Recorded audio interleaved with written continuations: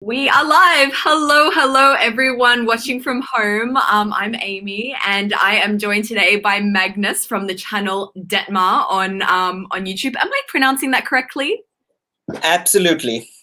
Perfect. Well, that got started on the on the right foot. How are you? How are you going? Where are you? Who are you? Introduce yourself, everyone. Okay, yeah, I'm super good. I'm super excited about this to do a live stream with one of my favorite YouTubers out there. So I'm super excited about this. Right now, I'm in Shanghai in the Laowai district, Jing'an, central of Jing'an. So it's about 2 blocks from Wuding Road, Yeah. which people that have been in Shanghai absolutely know. It's the bar street, it's the restaurant street where all the foreigners go. Yep. Yeah, and it's Saturday night. It's a little bit raining outside, but more than that, I'm super happy to do this. Yay! Oh, cool. I didn't know that you were living in Jing'an. There's a really good bagel place on Wuding Road that that I go to whenever I'm in Shanghai. Yeah, Anyway, great area, great area. So you are in Shanghai right now. Where are you originally from? Because I'm sure some people can maybe hear an accent there. absolutely. Yeah, I'm born and raised in Sweden, and that's why I have somewhat of a Swinglish, I would say. I've lived abroad for some parts of my life. I've lived in the U.S., I've lived in Mexico, in Colombia, I lived in China 3 times. I've lived Wow. in Denmark, so I've been all over the place. The last 3 years I've lived here in Shanghai, though, so my Shanghainese dialect is getting there. Oh, so you can speak some Shanghainese? Can you give us? Yeah. Don't get me there. I was just kidding. No, I know a little Oh, bit. I know the Nong Le Tsusa and Vechivolova that they say all the time. It's basically like, how are yeah. you? And have you been Have you eating? eaten? Yeah. I know that too. Nongfei chukova. I think I'm pronouncing it really awfully, but it's a essential item. Nonghao. Is that Shanghainese? No. Yeah, yeah, know how. Yeah, yeah, Nonghao. absolutely. Or is And it? they say aya, aya all the time. Yeah, I remember when I used to live in Shanghai, that was the first place I lived in China. I developed, well, my Chinese was awful back then, but I did develop a slight Shanghainese accent. And whenever I would say xie xie, I would always like to say xie xie xie xie, and kind of try to be all cutesy in Shanghai accent. But then I studied and lived in Beijing for a couple of years, and all that cuteness is gone. And now it's been replaced by a very hard Huayin. I don't know if you're Yeah, familiar with Beijing accent. absolutely. The pirate dialect, right? The R, I R. am a pirate. I am a blonde pirate these days. Yeah. No, but But it's funny to hear that because I like my Chinese is not so good. I've done HSK 3. I studied like from back and forth a little bit, and I tried to get into it. And especially now when I've been traveling a lot, I've learned so much Chinese just by traveling. And for you guys that don't live in China, if you want to learn Chinese, go to China and just travel around for like half a year. You will learn so much Chinese. But then, since I've been working with a lot of Shanghainese, I start to like pick up what they're saying. And one Shanghainese colleague that was sitting next to me, she only like spoke Shanghainese to me. So after some time, I can't speak it, but I understand a lot. that's awesome. I always say the best way to learn is just by getting into it, and traveling is the best. Like we were Yeah, just yeah. talking before we went live about how recently you've been doing more travel within China, right? Like, can you go over some of the places that you've been to? And I don't know, do you have any funny stories from the last few months? Yeah, absolutely. And the thing is, I was outside of China during the Corona. When it all started, I was in Zurich, Switzerland. But then I got in right before the border closed, and since then I've been in China. So since like mid-March, I've been here. And Wow, we in would the have been beginning, very close to each other, actually. Sorry to interrupt you, but for March and most of February, I was in Germany in a town called Ingolstadt, which is only a 2 or 3 hour drive from Zurich. So we would have oh, been okay, close to each other we were at that super point. close then. Yeah. That's amazing. That's amazing. Yeah, the I work for a Swiss wealth management firm as a contractor, and I was gonna fly there and just have a presentation and then go back basically. But Yeah. then my flight got canceled back, so I ended up staying in Zurich, which is one of the most expensive cities in the world. It was tough times, but it was a lot of fun. I learned a lot, and when they were about to close the border, I got back to China, and since then I've been here, and I've been enjoying it so much. I freaking love this country more and more. I've lived there now for 3 years this time, but also since. And we talked about that a little bit before we started this live stream, that before, when it was like Chinese New Year or Golden Week, most of the people, they travel abroad. They go to like Southeast Asia, or they go back home to Europe or stuff like that. And I did exactly the same. But this year, like when you're here and you're stuck, you really have to do like the most out of it. So Yeah. I've been down to Sanya 3 times already. Why you're so tanned? I was wondering, how are you so tanned? No, now I'm super white. No, but the You're making me I look like freaking a love that. ghost, Magnus. I look like a ghost compared to you. But it's winter in Australia, no?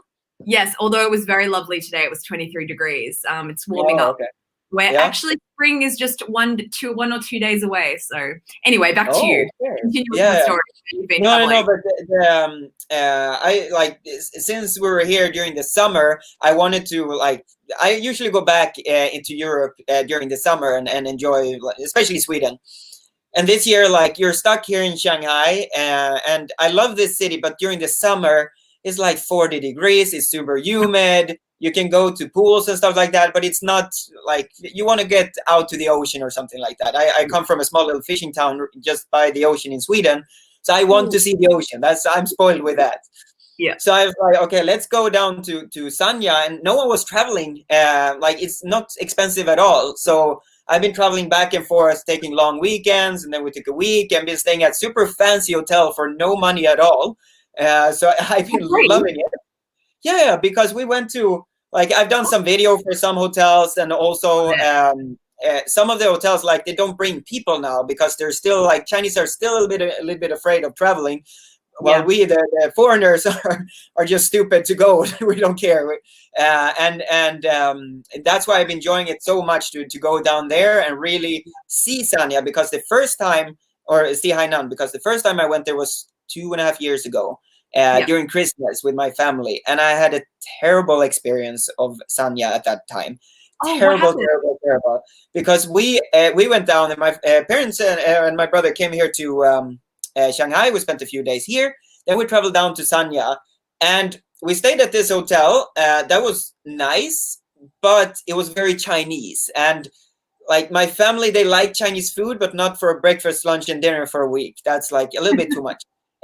And when you got down to like the street, there were people singing, dancing, making a lot of noise and everything from like 7 in the morning to 11 at night every day. And we were there. Sounds wonderful. Like, I'm here like, oh man, I want a piece of that cake. Like, Chinese 24/7 breakfast, lunch, and dinner, and singing and dancing and loud, and oh man, it's so quiet here. Yeah, I know. I mean, for you that really into it, I mean, it's a perfect thing. But for my family, and I was like, I wanted to show them, like, I don't know, the nice China. And when you get there and it's only Chinese food all the time, my mother was like, I just want a glass of wine. It was so difficult to find. It was just, you want to show your parents China. Yeah, I know, but it's just ended up being a little bit weird, and my parents was like, it was nice to see. They always say that when they're a little bit disappointed, they're like, yeah, it was nice to see. And I was like, oh, come on, you traveled all the way from Sweden to that.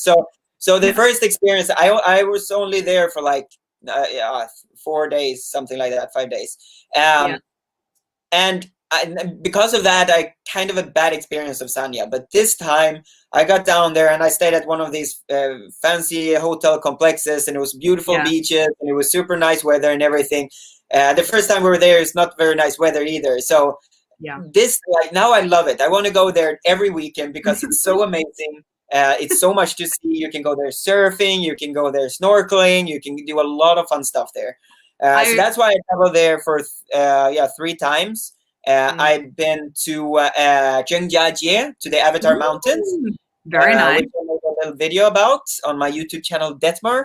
you told me to plug it. Yes, no, please do. Everyone, the link for Detmar's channel is below, so please click on that and go visit his channel. You can see all his videos. One about the Avatar Mountains, I actually watched that one. That was really nice. I haven't been there myself yet, and it really annoys me. Two places I've never been is Yangshuo, like Guilin in and also the Avatar Mountains. And it's two places that a lot of tourists will come to China and they'll come and see. And it annoys me with how much travel I've done in China that there are people that come for like 1 week or 2 weeks that have been somewhere that I haven't. So I just need to go to those two places off the list. But yeah, it looks beautiful. You have to come back soon. I want to. There's a question here from the chat asking, when will Blondie plan to come back to China? I am going to come back as soon as I can. I was actually having a phone call with one of my best friends in Beijing this afternoon, and I don't think I'm going to be back until mid next year, the way that things are going with like border closures and stuff, but hopefully as soon as possible. There's a question for you here, and I'm actually interested to hear the answer. Have you noticed that there are less foreigners in China / in Shanghai since the borders were closed? Absolutely. I've heard that it's like 20 to 30% of the foreigners are still here. So it's way less. And you can absolutely see that in like bars and restaurants. Like before, some places there were only foreigners, like only foreigners. Now it's majority, these restaurants are only Chinese. And when you go out to clubs and stuff like that, you meet the same people all the time. So yes, it's way less people, but people that are here try to make the most out of it, to enjoy it as much as they can. And hopefully, I've heard that they start to open the borders. Some friends of mine from Germany, they actually got visas now, so they can go back. But it's very unclear. But yes, it's very noticeable. Interesting. But I totally cut you off before. So you've been to Avatar Mountains, and you were also saying that you went to Gansu province recently, which is one of my favorite provinces in China. I would love it if you could see that do these different type of trips. And I went to the Silk Road. So I went to Gansu, and I went.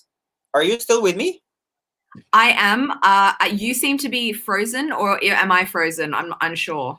Can you hear me? Can you see me? Are you still with me? I am with you. Can you see me? I can't hear you. Can you hear me? I can hear you. I can see you. I guess it's a little bit of lag right now. You're frozen. I guess I'll just keep talking. Keep talking. All good. Just, can you hear me? Do you hear me? I do hear you. Because I don't hear you. Okay. How about you try? I'm going to send you a text message. Let's, maybe you can.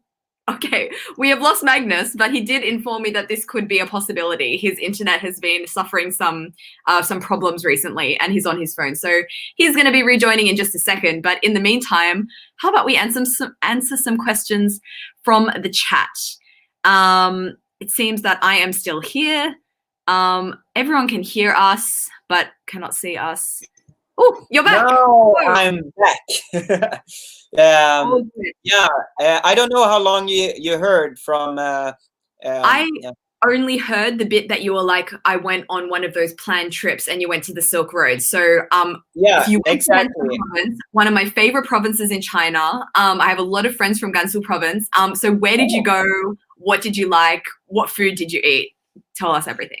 We ate a lot of Chinese food. We ate what is it called? Jack, like the big animal. I don't know what it's called in English.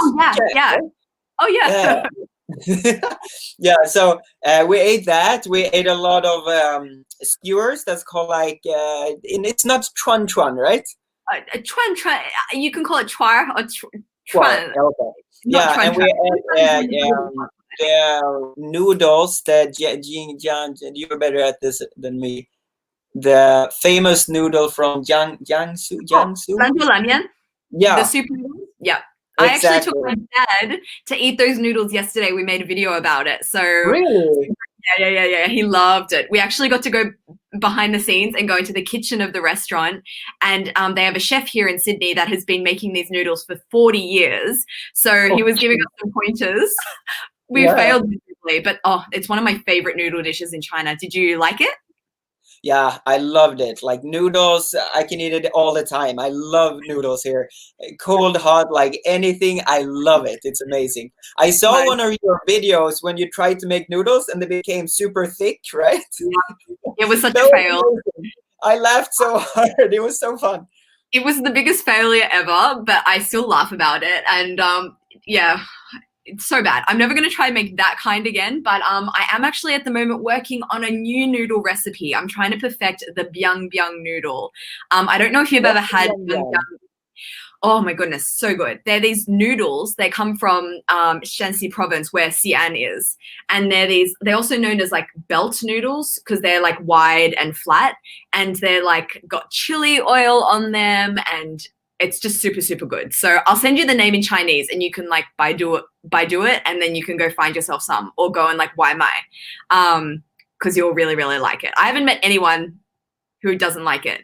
But anyway, I'm trying to improve my noodle making. Do you do any Chinese cooking or any cooking anyway? Do you cook? Why do you ask that question? I'm just wondering. I don't I know feel so about embarrassed. you.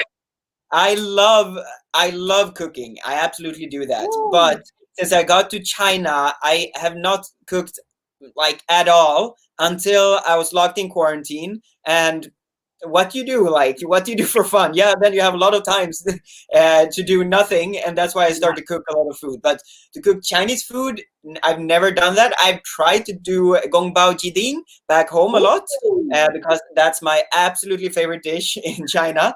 But Yep. I don't think I think I'm better at eating Chinese food than cooking Chinese food. But I Yeah. love how you keep trying with it and you stuck with it. And you also, to be honest, like making simple stuff you make so interesting in your videos. I've been watching that one of the latest videos, I think, when you made the dumpling roses. Yeah. They looked I was really like, pretty. that's incredible.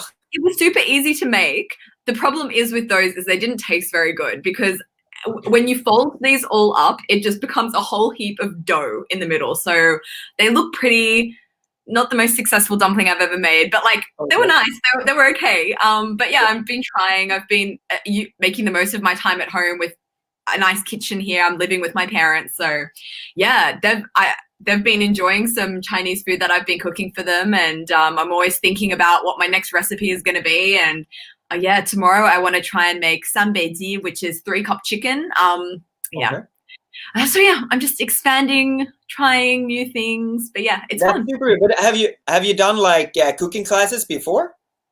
Look, I have like here and there done cooking classes. I've done like a dumpling class at some stage. I did that. I've done a couple of cooking classes, but I learned most of things from YouTube or from websites or like when I was younger, mum and I would always cook together and we would always cook. Well, I'd say 80% of the time we would be cooking some kind of Asian cuisine, whether that's Vietnamese, Japanese, Chinese, Malaysian. So I grew up with a very kind of Asian influence palette and I was always cooking that kind of stuff. But it's been really interesting this year to kind of not perfect. I'm not perfect. I'm not even close to good.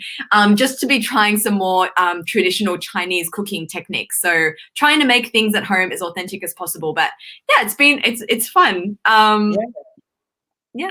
Absolutely, absolutely, and I mean, I so enjoy when you're doing it. You're doing it in a very fun way, and you're explaining it in a good way. And it's like Yeah. you really get inspired by your videos to actually start cooking. And I would love to do that, but like, yeah, I'm right now. I'm focusing on a lot of other things. So when I have time, I'm absolutely gonna follow your recipes and actually try to like copy video of you. Oh, fantastic. I can't wait to see that video. Yeah. I'll be the first one to And watch it. and also like what I have to ask you, so what is your favorite food then? Like, what is your favorite Chinese food? I can't answer that question. I have too many. I can give you some things that I've been really loving at the moment. Oh, I can't even say what my favorite thing is. I love so many different foods. I recently became very enamored with Dongbei cuisine, so a lot of Okay. very rich and heavy wheat-based typed foods. That is been kind of my thing at the moment, but I really enjoy like the rice noodle breakfasts of the South.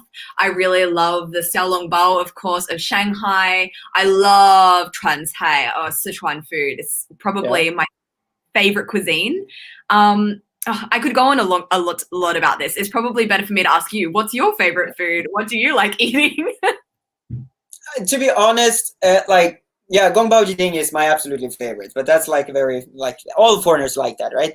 But what I like the most in China is the super cheap street food. Oh Like yeah, I've like been to super fancy Chinese restaurant. I've been eating a hot pot. I've been eating like the I don't know Beijing duck or stuff like that. Yes, it tastes good, no problems.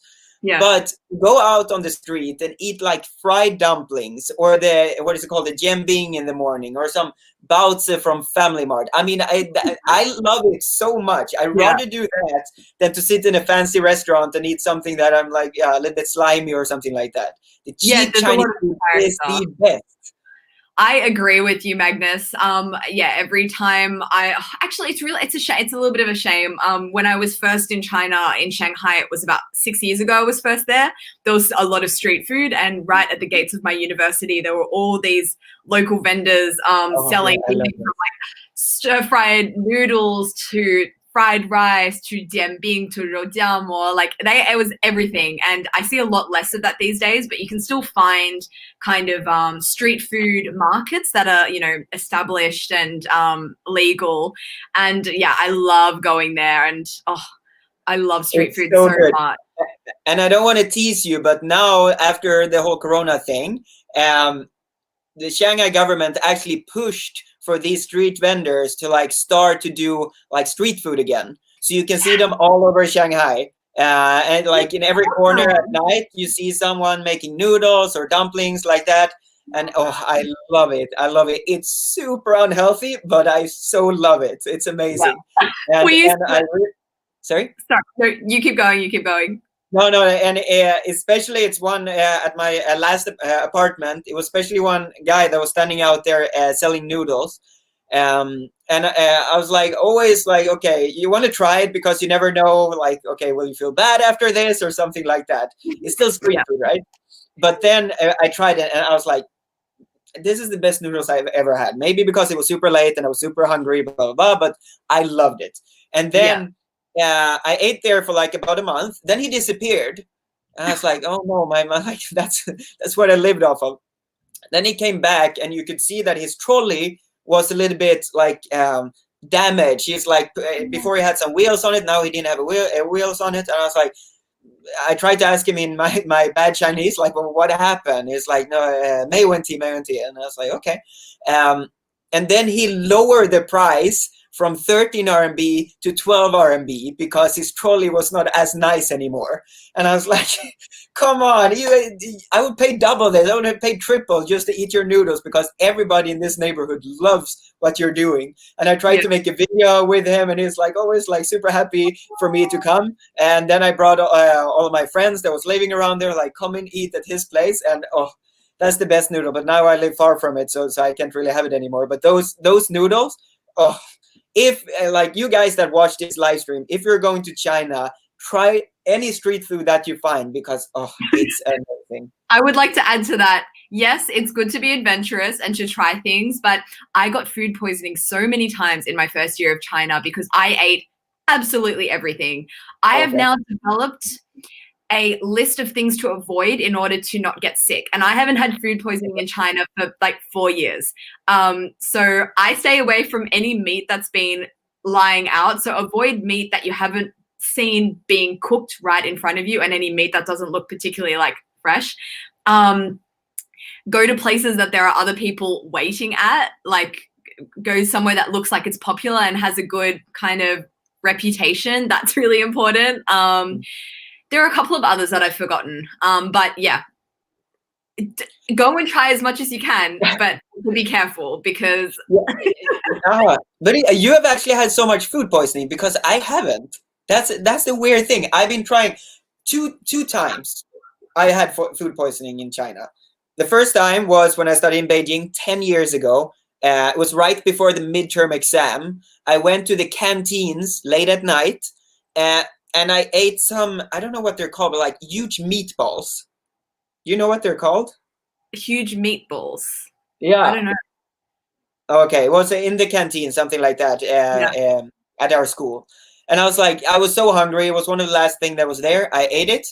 Day after, I didn't do the midterm exam. I was like, I'm not gonna go to school today because Oh, I was terrible. That was one time, and then one time when I was here in Shanghai, just yeah. eating some. I don't think it was like a random restaurant. It wasn't really a street food thing. It was just a random Yeah. restaurant where I tried some meat that you can feel is not super hot. It was not super fresh. And then the day after, I felt so. But more than that, like I've been totally in 4 years in China. I've been trying any food you can even think about, and I've only had it 2 times. So maybe I'm lucky. Maybe I should do that thing. But I don't know. I think everyone has different like sensitivities. I think at the beginning my stomach was very weak. Also coupled with the fact that I didn't know what to look out for. But all I know is that in that first year I got food poisoning so much. And there was one trip that I did in my big mid-year break, like 3-month break where I was just traveling in China. I had 3 separate cases of food poisoning in one trip. Yeah, but since then I haven't had any because I've like I can't eat that, I can't eat that, I can't eat that. So okay. I have now some rules for myself, but I don't know whether I was unlucky. Maybe I just have a sensitive stomach, but I've been fine since then. My stomach seems to be fine now. Perfect, Whatever I eat. perfect. Yeah, Oh no, I had to. Oh, sorry, I forgot one. Okay, three. I've been stomach sick 3 times. I don't know why are we talking about that? This is terrible. But okay, so I went to yeah, a couple of friends of mine was living in Hangzhou, and this was back in 2012, I think. yeah. Me and a couple of 3 friends went over there just to like see Hangzhou. Hangzhou, like we didn't know anything about Hangzhou. I've been living in Beijing. I've seen Shanghai, but Hangzhou was like I didn't know. I didn't know anything about it. So we travel there, all the way there. We meet this guy, Chinese guy, that came to our pre-party and brought like I've never seen such a huge bottle of whiskey because one of our friends is a tall blonde girl and he was in love with this girl. So he brought that, and then he saw we were drinking like Heineken at the pre-party, and then he told us like come to this and this club tonight. We're like okay, so we went there. And he filled the whole table with Heineken after that. And it was ridiculous. He was just like, because he wanted to impress this girl. And there they had they had a fruit platter. And I was super hungry, so I was eating a lot of watermelon. I don't know if it was that. I have no idea because that was the only thing that I ate and my friends didn't eat during that night. After that, I couldn't eat for 10 days. I couldn't eat one single thing for 10 days. I lost 10 kilos, and on me, that's quite a lot. And I don't know what it was, but it was something terrible, terrible, terrible. So the only thing I stay away from in China is actually watermelon. Okay, that's a shame because oh my gosh, China does such good watermelon. Like, Yeah. that's such a shame. In the summer months when I was studying, they would just have so many watermelons at the canteen, like mountains of watermelon, and you can just get it as like a dessert. It was so amazing. But Yeah, and I love it. I still love it. And sometimes I eat a little bit, but I always like, oh, I can hope I don't get understand. sick, hope I don't get sick. But Yeah. anyways, I wanted to roll it back a little bit, and I want to hear more about you. Like, how did you get to China from the beginning? Why did you get to China? Why did you stay in China? Why do you want to come back to China? I want to know everything. Well, I want to know the same thing about you. So thank you for bringing us back to our main topic today, which is talking about how we ended up coming to China and pursued life in China. So, oh my gosh, where do I start? I'll start by acknowledging first a super chat we got sent. He's saying what's Truman's World. Thank you so much for your super chat. I'm not sure what this comment means, but okay, now I can answer the question. Okay, what was that? So why did I come to China? I originally came to China as an exchange student. My interest with China started actually with a history teacher I had at high school, she was really passionate about Chinese modern history, and that passion was infectious. And so I ended up going and doing a lot of my own research about China and history. I've always been a bit of a history nerd, so I was really fascinated by that. And so I decided to choose Chinese as a major when I went to university. And then that led me to start studying Chinese. I went to China as an exchange student. And then my decision to actually pursue China more seriously kind of came a few years later. I was working at a bank, and it was with the job that I thought that I wanted, and the job I felt like I was being conditioned towards, like, corporate career, get good marks at school, go to uni, go into a big corporate, make money, and, be successful. And so I was kind of on track to getting everything I thought I wanted. And it was an amazing opportunity. And, I'm not saying that job isn't a good job. I'm saying it just wasn't right for me. So I was kind of reassessing, what I wanted out of life and what I enjoyed and what I loved. And when I looked at it on paper, I literally wrote a list down, like, what do I love? What do I not love? I love travel. I love meeting new people. I love speaking Chinese. I love eating. I like discovering new things. I like being creative. I like performing. So I kind of ended up coming to China. I had a scholarship up my pocket, can I say, from a competition I had done a few years previously. And I was like, yep, let's go, let's do it. Let's see what China has got in store for me. And I kind of... When was this? This was 2017. So I went to Beijing to study a year of intensive Chinese language course, which was the best decision I ever made. It kind of like got me out of the cycle of life in Australia and kind of put me in a new environment where I felt like I could start fresh and just think about what I wanted. But that's how I originally got to China. That's kind of the abbreviated version of like how that kind of path came to be. But yeah, how about you? Like, how did it work out for you? Why did you get into China, come to China? Why did you study in China? Yeah, it's kind of a similar story, to be honest. We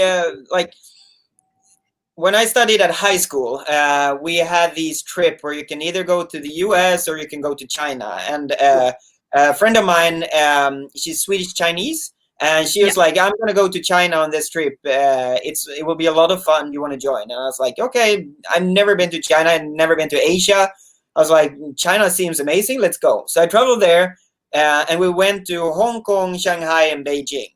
And it was so much fun. It was so much fun. We got to see like skyscrapers that reached the freaking moon. We could see so many people. We could see people with these face masks. We could see like crazy stuff happening. And for me, like, now it sounds ridiculous, but I come from like a small fishing town outside of a bigger city, and we're 4,000 people in that city. So coming from that, and suddenly you see like one building have more than your hometown. I was like, this is amazing. Like, I didn't know Asia was like this. I thought it was like old and traditional and small little curvy houses. That's what I thought about Asia. So I was like, okay, this is amazing. I got to do something here sometime. Yeah. So I finished high school and traveled around in the world. As I said before, that I lived in Mexico, Colombia, and then I was like, okay, let's try China also. So I just bought a one-way ticket from. I was living in Colombia. I couldn't get a Chinese visa from Colombia, so I had to travel back home. Was home for 3 days. Then I got a visa to China, and then I went there. And I remember I landed in Beijing, and I was like, okay, what now? Because I had no plans. I was like, okay, let's just do something in China. I didn't know what to do. Wow. So I was like, okay, what do I do now? First I had to have somewhere to live. So I found an American guy that had an extra room in his apartment. I was like, okay, let's go up there. And he's like, yeah, there's a university down there. Maybe you should apply for like Chinese studies. I was like, for me, Chinese was like, you cannot learn Chinese. Chinese is way too difficult for any Swede to learn. So I was like, well, okay, let's try it. Like, I have to do something, right? So I went down there, and it was just about like 2 weeks before the semester actually started. So I was like, okay, I'll just sign up. And you started like a couple of weeks later. And then he was like, so like, do you make any money? Stuff like, I didn't take any student loan. It's like, I was like, no, I work back home in Sweden, but yeah, I don't really know what to do. And he's like, well, I work at this school. Do you want to work as an English teacher? Like, and my English, like, now it's bad. Back then it was terrible. And I was like, okay, let's do it. I mean, most people think I'm like 25 now. When I was 20, I looked like I was 12 years old. So I went to that school, and everybody's like, really, you're going to be a teacher? I looked younger than the students. So I went there. I worked as an English teacher. I bought a couple of glasses, fake glasses. I don't wear glasses. I know on my YouTube little thumbnail, I sometimes have glasses, but I don't wear glasses. Anyways, so I wear those just to look older. And I lived there, just enjoyed Beijing so freaking much. I was hanging out with a lot of Mexicans because I lived in Mexico before. And I was like, this is amazing. I spent half a year in Beijing at Beijing RY Daxue. It's Beijing International Studies University. It's like at Batong line. It's far, far out. Yeah. And I spent there half a year, and then I got back from China to do my university degree back home in Sweden. And I did a change semester in Beijing after that, but I was always wanted to go back and do like business or something with China. Then I did exactly the same thing as you did, like started the corporate route. I started at Deloitte as an auditor, which is the least sexy job you can get. And then management consulting, and I was doing great in many people's eyes. Like I have an apartment in Stockholm, girlfriend, good job, everything like that. But I was not satisfied. Yeah. I felt like every day was just one day where I lose my life every day. And I was like, how can I be so successful in a lot of people's eyes? Yeah. But I don't like it at all. I just want to leave this as quick as possible. So after 3 years, I asked my manager, like, can you move me to China? Because I wanted to go to China for some reason, just to experience that feeling I had when I lived here, like back in after high school. And they're like, yeah, you have to wait 2 more years. You have to do like a secondment, which is like 3 months in China. You work as an intern, basically. I was like, okay, I don't want to do that. So I just quit, bought a one-way ticket, was so close to selling my apartment, which I didn't do. But I just went here and I was like, I'll figure this out. I'll figure it out before. I'll figure this out. And I got here and I knew 2 people. And it was one of my friends that had an extra room in his apartment. So he's like, you can stay here for a couple of months. I stayed there for 1.5 years.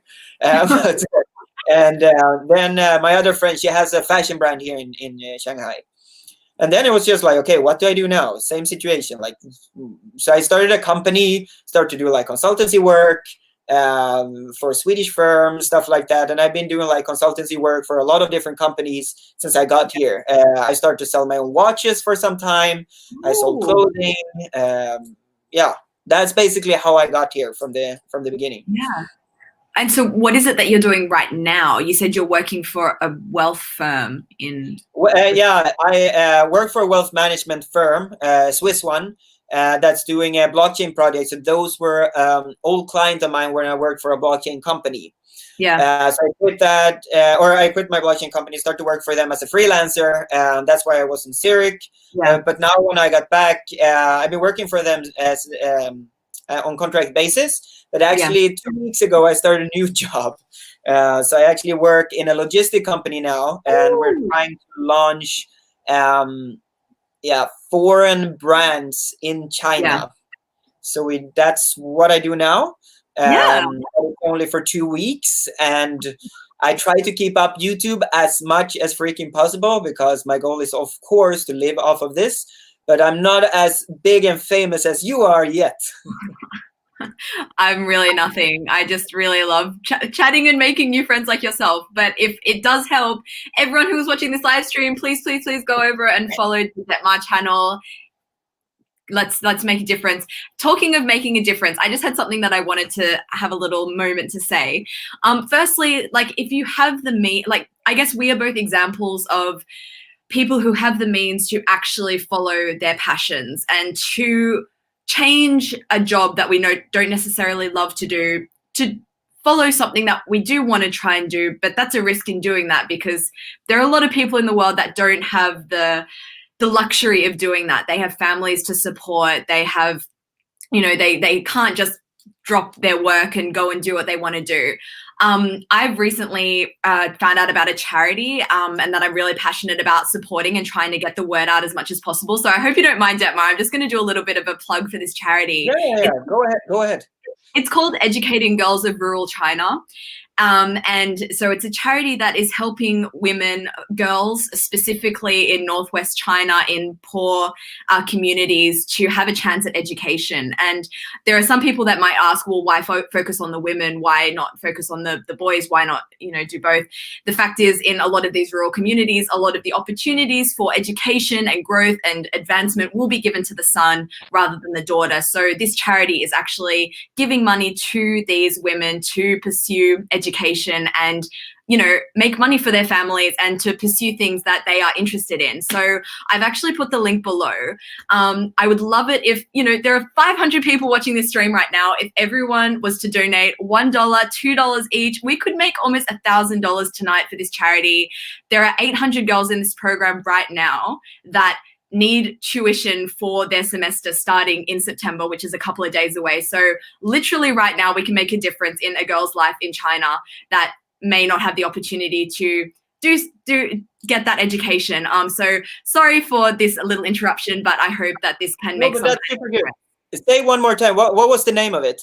The name is called Educating Girls of Rural China, and I've got the link just below in the description of my YouTube channel of this live stream. So yeah, let's see what we can do. But come on, guys, go in and give money to this really good purpose. Do it now, and if you do it, I will also throw in money, so we double it. Okay. Awesome, let's do it. That's amazing. 2 blondies in China. I just got a little comment being like 2 blondies in one stream. Love it. Loving the blonde energy. Guy. Oh, I know Snarky Guy. We have been texting. Yeah, he's a great guy. Another one of our YouTuber friends. Exactly. Yeah. Okay. But that was super good. I love those initiatives. So go in and check that out. The link in the description. Go and check that out. I'll spread it. I'll put it on my videos as well, so you can see that in the future as well. Oh, my heart is so large right now. I've just seen this beautiful comment here saying that he's going to donate 100 Australian dollars straight away. Thank you so much. That is so, so kind and generous of you. You've literally directly made a difference. Thank you. Oh, that's not that's a donation to me, but I will pass that on to Educating Girls of Rural China after this stream. Every super chat that I get tonight, I will donate straight into Educating Girls of Rural China. So anything that's coming at me will be going straight towards them. But thank you guys so much for allowing me that moment to plug something that I'm feeling really passionate about. But yeah, let's get back onto our main topic. And I'm very interested hearing your stories about going from, your position where you were feeling, what you felt like you should be doing. You're in this corporate career, you're on the track. What was the moment that you decided, I just need to get out of here? Like, why, and what did that feel like for you? It was I remember the day when I decided to quit and just move, because this will sound like an extreme story, but back in 2000, it must be 2017, in February or March, I think it was March 5th or something like that. I was sailing across the Bermuda Triangle, and with my father and 2 of his friends, and we hit a storm.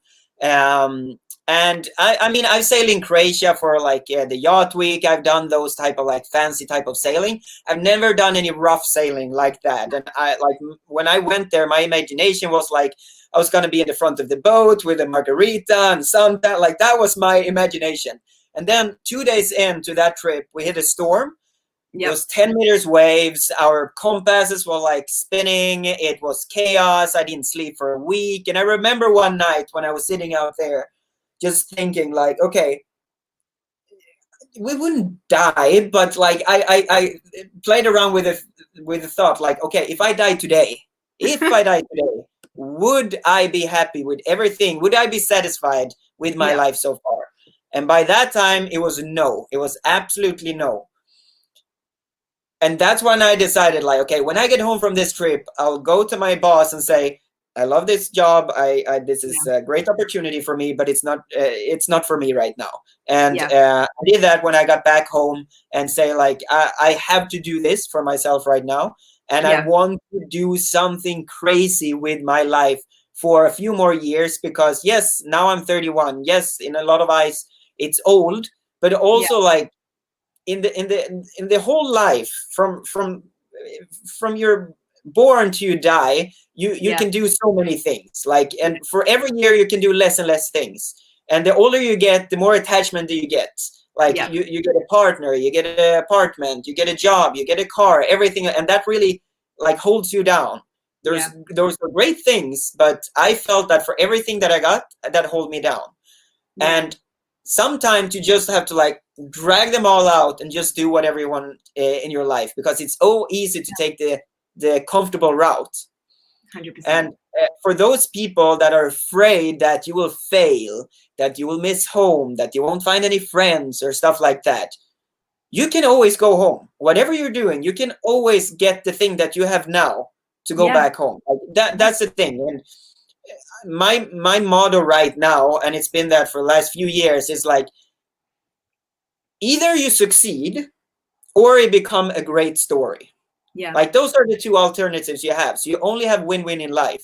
So if you go by that motto, you will always win. So if you go here, if you want to travel abroad, if you want to try something totally new, either you try it and you totally suck at it, you fail miserably, and then you have to go home. But then you will always tell your friend, I failed, but at least I tried it. And that's 100%. Why I like now. Like so many things, I failed at so many things in my life, but at least I tried it. And I understand, like, okay, I failed it because I didn't try hard enough, or I'm not good at it. Okay, perfect. Then I don't have to do that anymore. Because like life is so short. For like the older you get, I think that the minutes get shorter, the seconds get shorter, and suddenly you lay there on your deathbed and you're looking back on your life. And at that moment, you want to think like, okay, I tried it all. Maybe I didn't succeed. Maybe I didn't was so successful, but I tried whatever I wanted to do. That's the feeling I want to have when I lay on my deathbed, and hopefully it will be in many years. Who knows? But that's what you have to think when you're laying on your deathbed and you're looking back in your life. And I know it's cliche, like, what life do you want to have? And go for that, because whoever one is successful in life, whoever one is the Jeff Bezos or I don't know, Sarah Larson or I don't know, Michael Jordan. Those people also were there small and thinking about that dream life, but they took the action to do it. Those people that are not there, they didn't do it. So that's the only difference. Such that was beautiful, very beautiful, wise words. And I'm sure you've touched a lot of people at home that may be watching this on a bit of a midlife crisis, or in the brink of choosing a university degree or going into the workforce. If you do have the luxury of choosing what you want to do with your life, take it with both hands, because as I mentioned earlier, there are people in this world, there are so many people in this world who can't afford to do so. And I am on the brink of tears right now, because I'm just seeing all of these incredible super chats coming through that are going to be going straight to Educating Girls of Rural China. First things first, thank you so much, Jason, for your amazing, amazing donation. You are the best. Thank you so much, Ali, for your donation. Thank you so much, 50 Australian dollars. You are incredible. And we've got one from Snarky Guy. Thank you so much for supporting this, guys. I've got another one here from Long. I've got another one from Huang Tua. I hope I'm saying that correctly. This is absolutely incredible, guys. We have raised already over $300 for this charity. So God. This is so great. So all of this, I'm going, this stream is over, I'll be putting straight into Educating Girls of Rural China. So you can donate below in the link in my video description, or you can send me a super chat here. But thank you again so much for that, everyone who's watching this and donating. I'm literally about to cry, especially after also hearing your really inspirational words about how you just need to do what you want to do. And I think I had that realization when I was in China, and I was I had gone there. I had left my comfort zone in Australia. I'd left this job that was going to provide me like this very stable future, and I kind of got there, and I was like, oh, I feel uncomfortable taking this risk. I'm also by nature a very risk averse person. And I remember thinking, well, at the end of the day, if this all goes completely sour, if I fail spectacularly, I've already come here. I'm learning Chinese. This year will not be wasted. So, some advice I would give to people that are looking to make a bit of a change in their life is maybe go for something that. Sorry, I've just been really distracted by a huge donation that's just come through. Thank you so. Oh my God, Bruno! I love you, Bruno. We've been texting as well. Yeah. Big thumbs up. Holy guacamole. Thank you, Kat. Anyway, I can't remember what I was saying, but at the end of the day, you can always go home and you can always start again. So the advice that I have for people that are considering doing something a little bit different is to maybe enroll in a language course or do a master's or kind of do something that allows you to be in a new environment and meet new people, but at the same time, you're actively accomplishing something. So you're not going to be feeling any sense of like, oh, I'm wasting time, or, you know, what if this all goes wrong? At the end of the day, even if nothing came out of that trip to China other than a year of intensive language courses, that's already a skill that can help me in life. So I would recommend anyone go to China and do an intensive language course, because at the end of the day, yeah.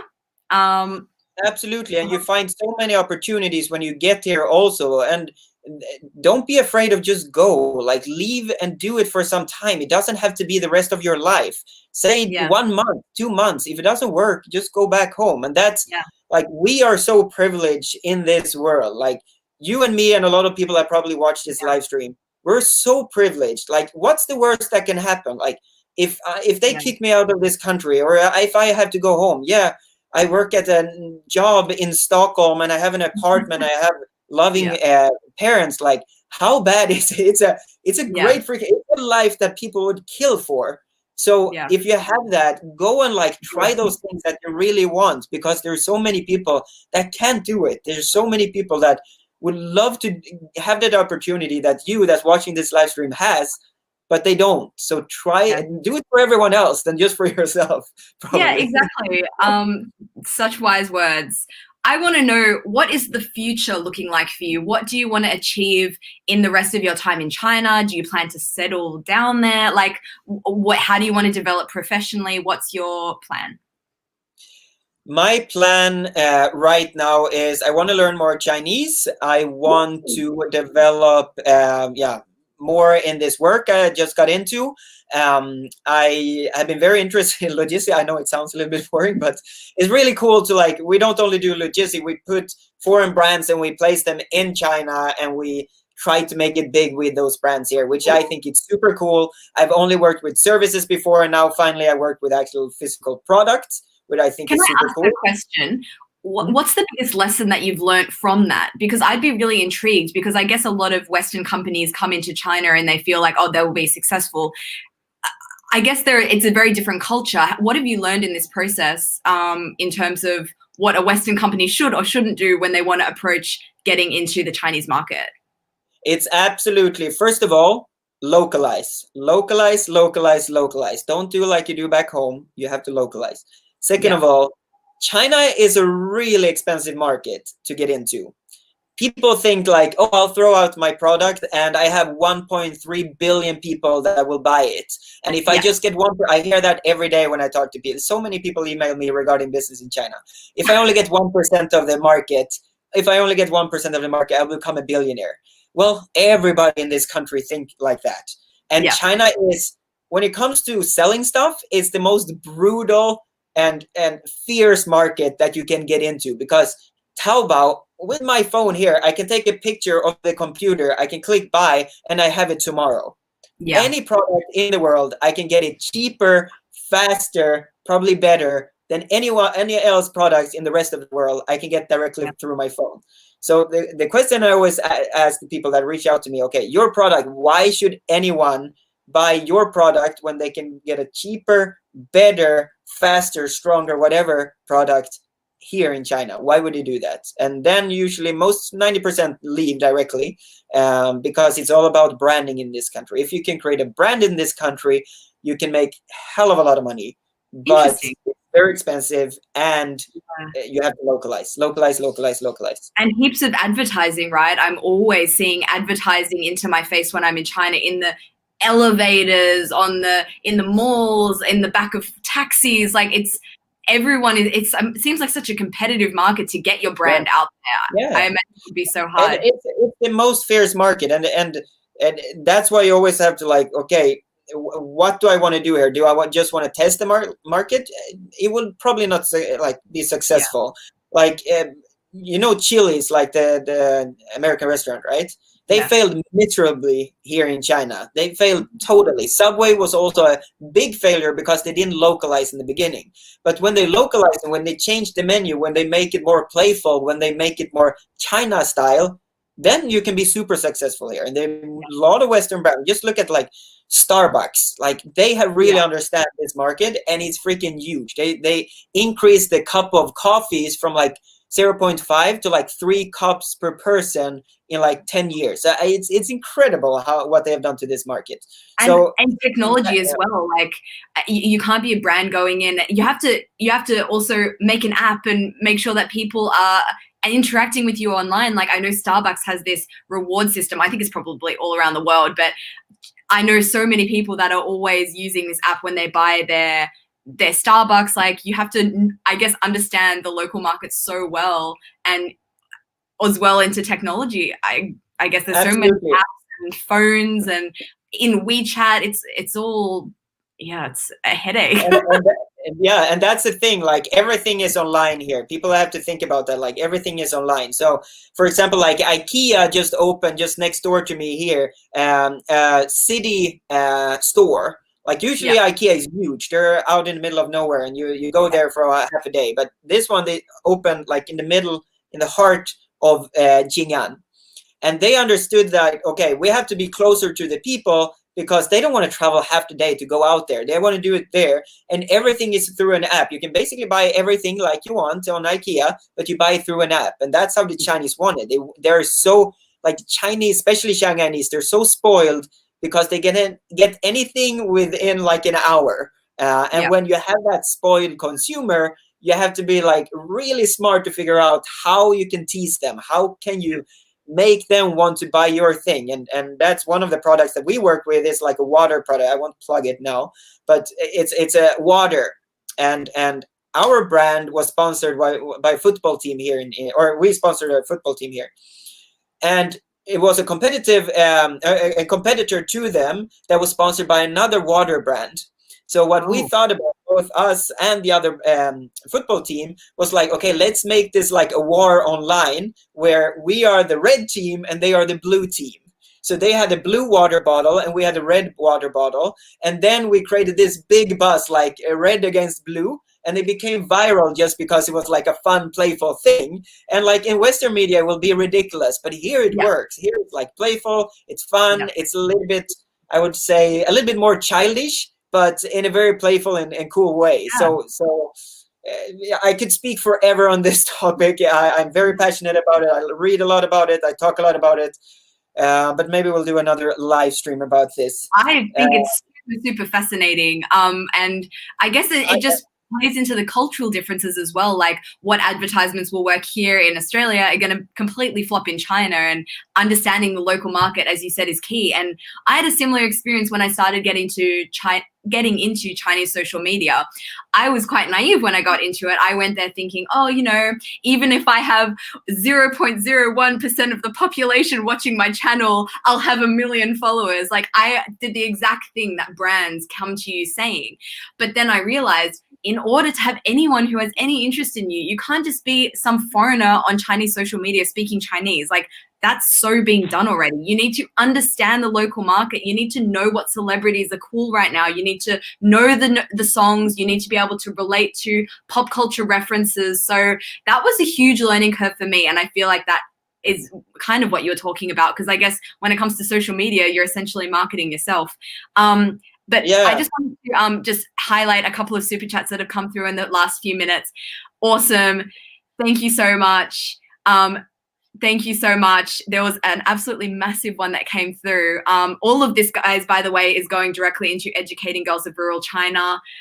Oh my goodness. Thank you so We much. love it. We love it. Whoa, Thank you so check much. this out. Oh my God. 2,440 yen. I'm not sure what the exchange rate for that is, but thank you so much for your generosity. It looks like a lot. It's going straight into educating girls of rural China. But please continue on what you were saying. Yeah, I just wanted to ask. I wrote a quick this or that questions that I just want you to throw out the answer. Yeah. And the first one, yeah, it's 8 questions because 8 is luck here in China. So yeah, I'll just throw out the question and you say this or that. Okay. I love this game. Okay, Baozi or Jiaozi? Buds. Oh fuck. Oh, I almost. Oh my gosh, this is a really. Oh. 饺子. Okay, Beijing or Shanghai? Shanghai. Okay, Putonghua or Beijing Hua? 普通话。普通话就是北京话。Okay, Tai Chi or ping pong? Oh, ping pong. Okay, chopsticks or fork or knife? A knife. Chopsticks. Okay, Da Bao or Hong Bao? 打包. Sherpas or Ulema? Ulema. Okay, Didi or Tuk Tuk? Didi. Oh, okay, okay. Oh, cool. That Can was I some give great you some? questions. And then, yeah.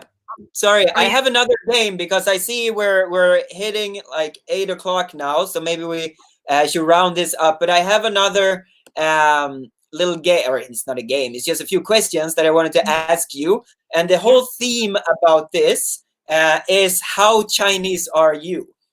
Oh, I love this game. Oh. Okay, so Cool. okay, so the first question, we just jump into it. It's pretty similar to the other ones, but okay. Do you use Chinese chopsticks when you eat other things than Chinese food? No. Okay. Do you drink hot water? Yes. Okay. Do you like bubble tea more than coffee? No. Okay. Do you sleep after lunch? No. Okay. Do you always hold a peace sign when you're taking pictures with strangers? Yes. Okay. Yeah. Do you accidentally say "way" when you're answering the phone? Yes, all the time. Do you still think it looks weird when people wear face masks? No. Okay. Do you get more excited when you know that you're gonna eat hot pot than pasta? Yes. Okay. Do you call cleaning ladies ayis? Yes, of course. Okay. You probably got like 7 points out of 10. Oh, not as Chinese as I thought. Oh, I'll work on that. How did you go on the same quiz? I would say like I actually use chopsticks quite a lot, even for Western food. Yeah. I do not drink hot water unless someone serves it to me. Bubble tea, it's not my thing. It's I drink coffee like crazy. I love coffee. If I could sleep after lunch, hell yeah, I would sleep after lunch, but I can't. I can't. I cannot nap. Since I was a baby, I only sleep at night. That is the time when I'm supposed to sleep, so I can't sleep during the day. I could absolutely, if I had a bed, I would absolutely sleep after. I cannot sleep in the office because it feels weird, but absolutely I could sleep. Okay, taking, do you always hold peace sign when you're taking photos with stranger? Yes. Do you accidentally say "way" when you answer the phone? Yeah, I have actually, if someone is calling and I don't know the number, yes, I answer with "way." And do you think it still look weird with face marks? Actually, no. do you get more excited when you know you're gonna eat hot pot rather than pasta? I don't eat very much hot pot, especially not now Hot pot, during the summer. hot pot is a weird example because hot pot I'm either really in the mood for or really not in the mood for, depending on like what I've eaten earlier that day. I would like to ask you a follow-up question. Would you get more Okay. excited about eating Chinese noodles or pasta? Let's say Lanzhou Lamian, the ones that you just had in Gansu province, those noodles. Okay, yeah, absolutely. I will go for those. Absolutely. All those noodles. Absolutely. Nice. And then yeah, do you call it? I don't know why I said that. It's just like IE is such a fun thing here in China, so that's why I just put that one in as well. Yeah. Okay. Yeah. Perfect. So Cool. how many donation did we have now in the end? Well, I don't know the exact number, but we have one more that just came through from Kevin Dragon. Thank you so much. I think we've made at least over 300 American dollars. Oh my God, that's amazing. I'm pretty sure, but it's hard to know with the exchange rates. I don't know what the exchange rate is for a yen. But I think we've made quite a lot, and that's going to go straight to Educating Girls of Rural China. So anyone who is watching this after the live stream is finished, if you would like to donate, and I would encourage everyone, even if you can just spare 50 cents to donate, the link is in the video description below. I'm speechless. I'm so speechless by everyone's generosity tonight. Thank you all so from the bottom of my heart. Thank you so much. I know that you are making a difference to someone's life out there, to follow their dreams and their passions, which I think is very appropriate considering our topic of conversation today. We're two people that had the luxury of following our passions, and those passions brought us to China. I have one last question for you, Detmar. Are you happy? I'm absolutely happy. Good. Are you happy? I am so happy. Every day I wake up with a big smile on my face. Perfect. And I have a last question to you. Yep. When are you coming to China? As soon as possible, as soon as Australia lets me go, as soon as China lets me come in. At the moment, the Australian borders are very firmly shut, and they only give very few exemptions. If you have a job or if you have pressing medical circumstances, but other than that, if you're going over for tourism or for fun, no chance. But hopefully soon, hopefully next year. Yeah, when you have the possibility to come, I'll show you around here in Shanghai. We do a lot of fun stuff. Awesome. Well, maybe I can show you some spots that you don't know, some local spots. You probably know way more about the city than I do, so looking forward to it. City. Shanghai changes so quickly. Every time I go to Shanghai, it's different. So probably all the places that I knew when I was studying there 6 years ago are different or have gone. So, well, let's catch up, definitely. When I come to Shanghai, I'm looking forward to seeing your face in person. The same. Everyone, before we go, make sure that you're following Detmar on YouTube. His channel link is down below. Is there anything that's coming up for your channel this week? Anything you'd like to plug or anything you'd like to say? For the coming weeks, I will do actually a lot of food videos because I'm very inspired by you.